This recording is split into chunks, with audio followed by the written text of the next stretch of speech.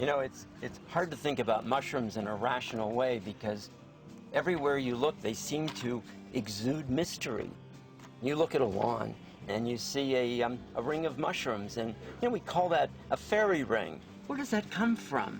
Well, the idea of at night, midnight, there are fairies dancing in circles. And in the daytime, when you can't see them, there's a ring of mushrooms, which we call the fairy ring.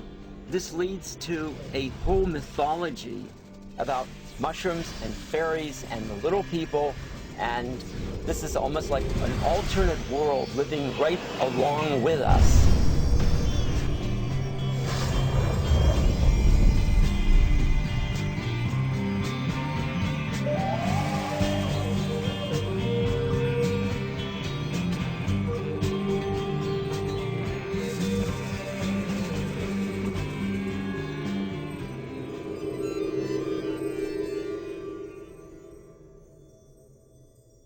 Those of us who spend a lot of time with mushrooms worry about is we end up with a kind of a mycocentric view of the universe. Everything can be explained by mushrooms or with mushrooms, so that it's hard to look at Santa Claus and not see, gee, this guy who looks like a fly agaric with these reindeer riding across the sky. Surely that must have been inspired by the use of fly agaric mushrooms and reindeer in the Arctic.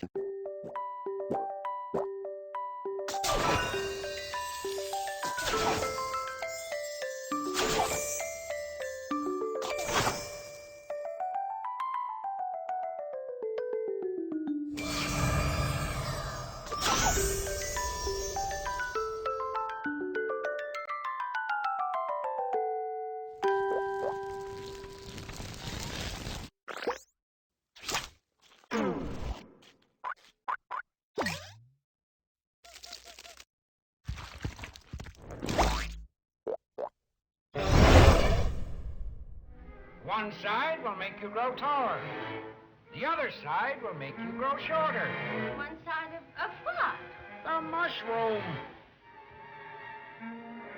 Which side will make me grow larger? The large-making side, of course. I'll take a little of both to make sure.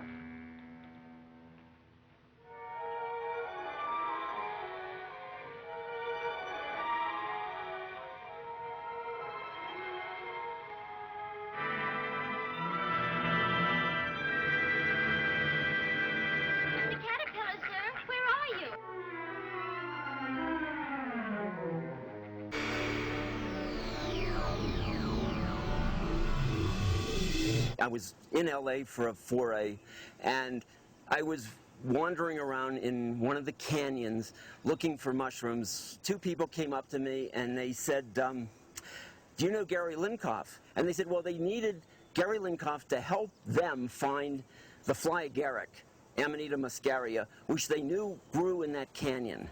They were preparing themselves to leave the planet. And they said, well, they thought the muscaria, the fly agaric, would show them the way. They continued to talk, and I told them, that's who I was. And the one guy says, listen, you have to come over to my place, and I've got something I really have to share with you. So I had the night free, and I went over. So I walked into this guy's house, and I was a little nervous because I didn't know them. And he has a refrigerator full of drugs. I mean, like, he didn't have any normal food, like no loaf of bread, no butter, nothing, just drugs. And he had a couple eggs. And he had guns all over his wall. Now, I live in New York City, and that's not the sort of thing we have on our wall. We're not supposed to have handguns. Plus, there were a lot of dogs in the neighborhood barking their heads off, and they sounded angry. So this was, like, not a good scene. But he said, you're here, and you have to share this with us. So he makes up this thing with magic mushrooms, which I had not had, and I eat them, and then he sits me down on a sofa, and he says, just stare at me.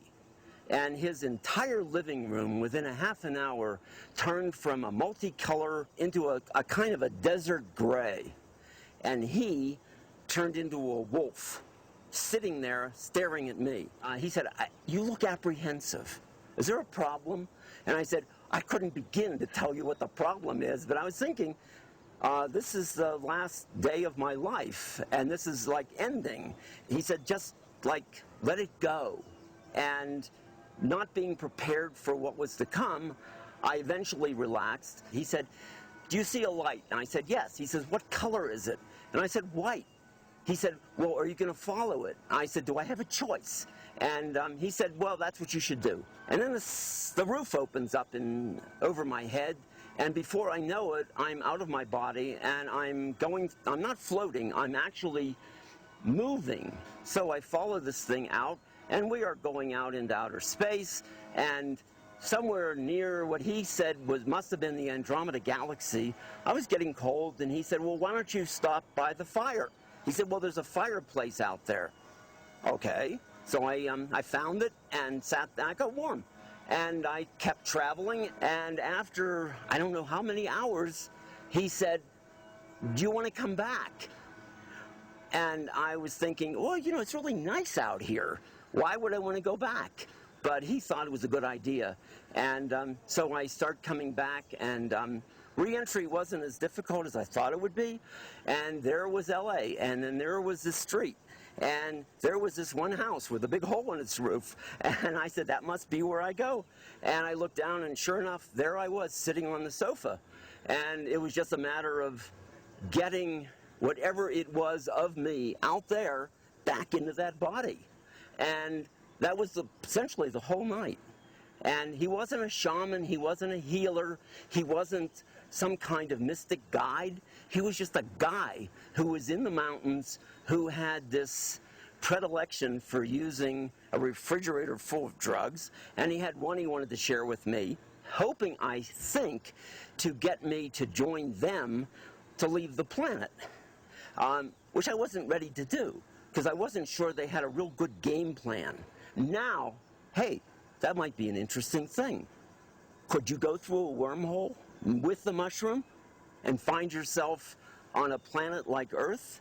It sounds like fantasy, whatever, but as I keep telling people, yesterday's science fiction is today's science, and things that we didn't think were possible are possible. It's just a matter of partially technology, but largely imagination.